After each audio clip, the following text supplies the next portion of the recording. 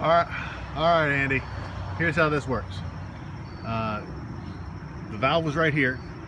You get a breaker bar and you open that valve up. And if there's any propane left in the tank, it will then really escape. You then fill it full of water and rinse it out. Fill it full of water, rinse it out. Fill it full of water and dish soap, shake it up and get it all sudsy. Then that's when I made my first cut. So I was figuring if the water, and I left it full. I put the valve back on to hold the water in, and then I made my cut, so I didn't want any gases blowing me up. I used a circular saw with a grinding tool on it, grinding wheel, because I'm poor and didn't have an angle grinder. So I made this big long cut here with that circular saw.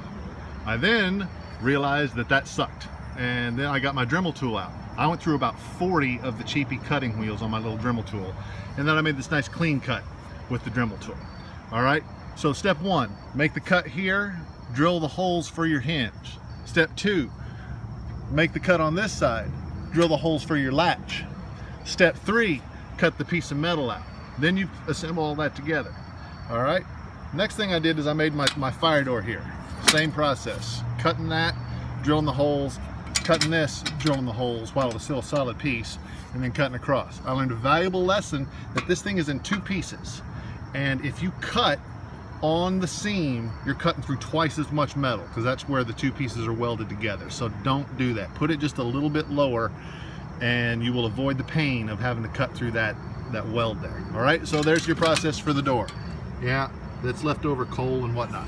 The next thing is figuring out how to get the fire bricks to have a pizza floor right there. So I measured the width of my fire brick.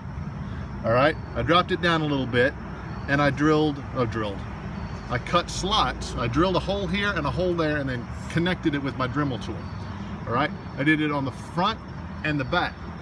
I then got a 3-foot long piece of angle iron from Home Depot, and I cut it to length to where I could take this iron, stick it through that slot, and if you can see the back there, stick it through that slot. All right, so you do that 3 times, and that's the reinforcement to hold your fire brick. These are fire bricks. They're 9 inches by 4 inches by 1 inch. And I had to get a masonry bit and drill off the corners here and then break it off to where it would fit. And then you put the floor in like that. That, my friend, is how you make the redneck pizza oven out of this here propane tank. Hope you have fun. It took me about 4 or 5 hours, a lot of curse words, and I swear to God I used 40 Dremel wheels. All right, I hope your metalworking guy has significantly more chops than I do, because this is effing hideous. All right, dude, but it makes really good pizza. Enjoy. Bye-bye.